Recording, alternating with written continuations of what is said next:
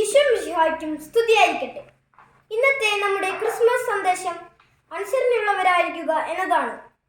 അനുസരണം ബലിയേക്കാൾ ശ്രേഷ്ഠം എന്ന് 1 സാമുവേൽ 15-ാം അധ്യായം 22-ാം വാക്യത്തിൽ പറയുന്നു. വിശുദ്ധ പൗലോസ് ശ്ലീഹ എഫെസോസ്കാർക്ക് എഴുതിയ ലേഖനം 6-ാം അധ്യായം 1 മുതൽ 3 വരെയുള്ള വാക്യങ്ങളിൽ പറയുന്നു: കുട്ടികളെ, കർത്താവിൽ നിങ്ങൾ മാതാപിതാക്കന്മാരെ അനുസരിക്കുവിൻ. അത് ന്യായയുക്തമാണ്.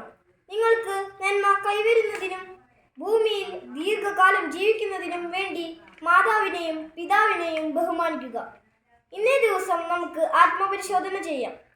നമ്മുടെ മാതാപിതാക്കളോട്, മുതിർന്നവരോട്, അധികാരികളോട് നാം എത്രത്തോളം അനുസരണയുള്ളവരാണെന്ന് ദൈവത്തോടും സഹോദരോടും അനുസരണയുള്ളവനായി ജീവിച്ച ഉണ്ണീശോയെയും നമുക്ക് മാതൃകയാക്കാം. ഇന്നത്തെ സുഹൃത്ത് ജപം നമുക്കെല്ലാവർക്കും ഏറ്റുചൊല്ലാം. എൻ്റെ ഉണ്ണീശോയെ, അനുസരണ എന്ന പുണ്യത്തിൽ എന്നെ വളർത്തണമേ. ആമേൻ.